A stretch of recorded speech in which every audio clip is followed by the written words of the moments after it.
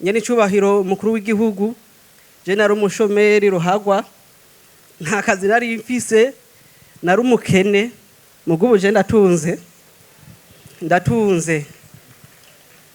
Nyene icubahiro, jewe natanguye norora ingurube mvuye ku ishuri mu 2019, nayo nyene ayo mahera naguze ibibugo nayatse mama, ndorora ingurube zirata amase, ndarima amapasteke, ndarima itomate.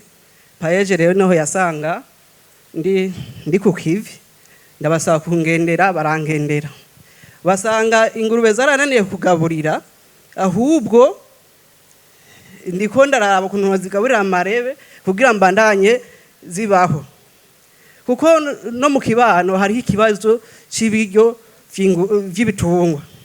Wari umugambi rero nanje wari mu mutwe, baca bavuga ati rero hariho umugambi payeje uratanga finance. Ndavuga ati none jewe wompa miliyoni 5 ntagwatirije itongo, ndatanga umugambi, baca bampa miliyoni 40.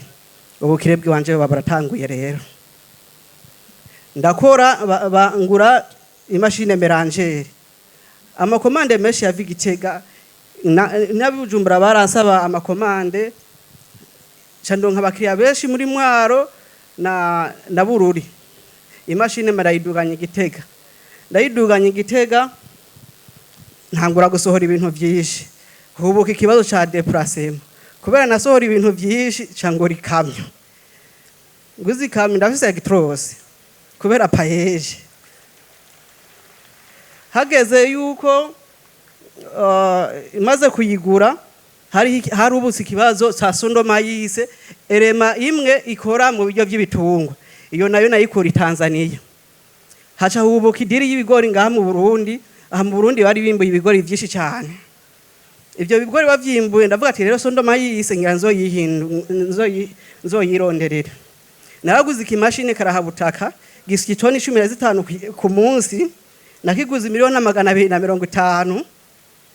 Muravyumva ivyo biharuro muze mubiteranya. Nakiguze miliyoni 250. Rero aho bigeze nyene icubahiro umukuru w'igihugu, hageze aho twivanga n'abene gihugu barimye borozi. Navuze ubwa mbere yuko je ndi umu-engineer agronome, je ndafise ine equipe. Ku bumenyi dufise, umwene gihugu kugira yimbura itoni ngaha mu gihugu ni ikintu gisanzwe gose. Jewe naje afise amakuru ngaha yuko uwambere aza kuronka gashimwe aronka miliyoni 25. Nanje niyo naharuriyeko. Ubu rero hagatangura ibiharuro. Nyene icubahiro umukuru w'igihugu, mu miliyoni 25 harimwo itoni 12 n'ibijana by'ifumbire, harimwo itoni 2 z'imbuto zirobanuye, haba panese nkantuwa canke yambuta iva mu Buganda. Iyo nayo twebwe twankadiye abarimyi, kuko abarimyi basanzwe barima, mugabo benshi bararimarima bagatera bakabagara, mugabo ntibimbure bivanye n'ubuhinga buke bwo kurima. Rero iyo kipe yiwanje tubasanga ku kivi, ni ibintu twatanguye kandi bishoboka. Rero ayo miliyoni 25 yokerekeza imiryango 25, amajana 250. Buri muryango ukaronka ibiro 50 by'ifumbire n'ibiro 8 bya semence selection de maïs. Ivyo twabuze turashobora kuronka itoni n'ibiro 200. Dushoreye muri Anagesa, aho ni ku muryango umwe. Dushoreye muri Anagesa, umuryango umwe ubufise udandaza imiliyoni 2 n'ibihumbi 40 ku giciro c'igihumbi n'amajana 7. Urumva naho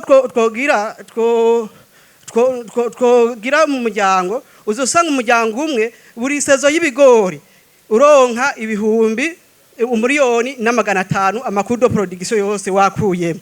Rero hamwe izo miliyoni 25 no zikamata, nanje nkongeramwe izindi miliyoni 50.